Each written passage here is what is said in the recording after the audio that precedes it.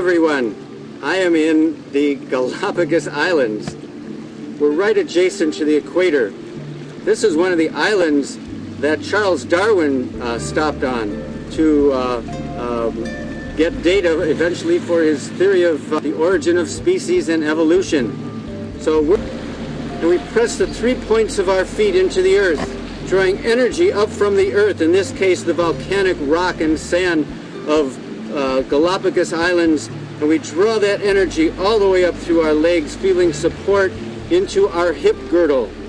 From there we find the length of our spine all the way to the base of our skull, with our feet firmly engaged in the earth. Holding those feelings, tailbone back, tabletop airplane, shoulder girdle supporting our arms, and let's flex our knees slightly as we place our hands to our shins for a modified lateral mat stretch, and reversing our swan dive as we lead with our heart, pressing our hips forward to a lock position.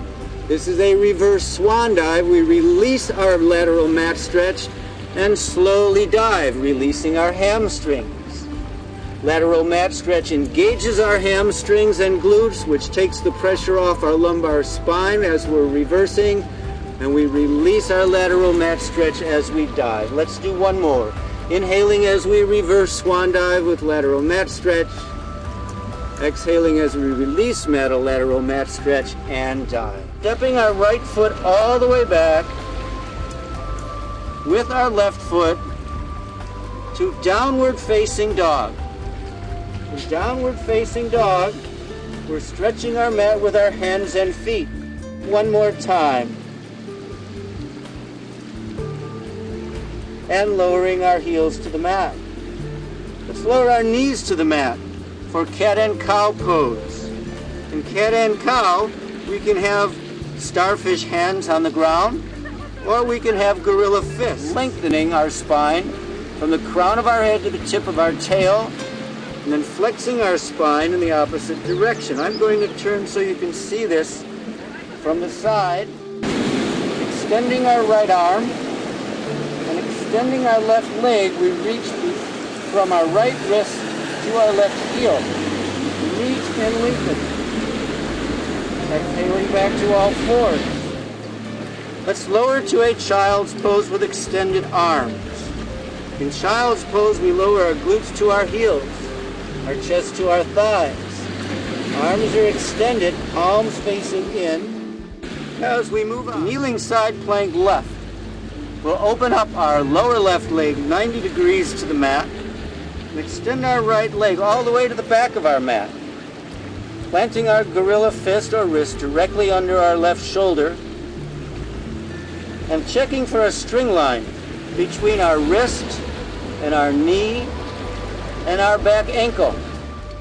Then we press our left hip forward to lock it in place, stacking our shoulders.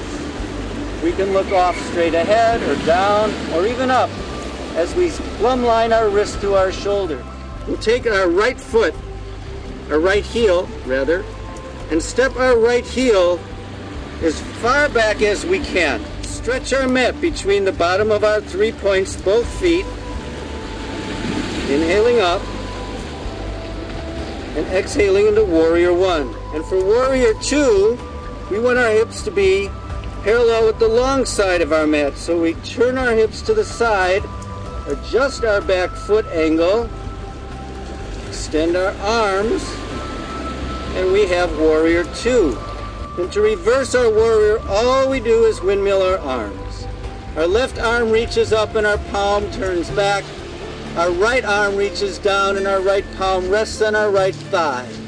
Inhaling as we reach up, exhaling back to Warrior 2. And then pulling our arms to a modified side angle, resting our left forearm on our left thigh.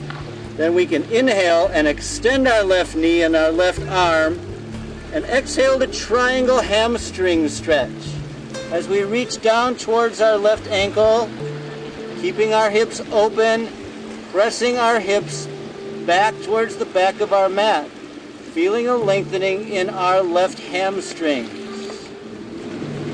Balancing. knee flexion, external hip rotation to tree, spreading the branches of our tree down and out, overhead, and opening to the sun. Inhaling as we reach, exhaling to airplane arms, heart center, and touching down. Mountain pose. That concludes our practice. Namaste.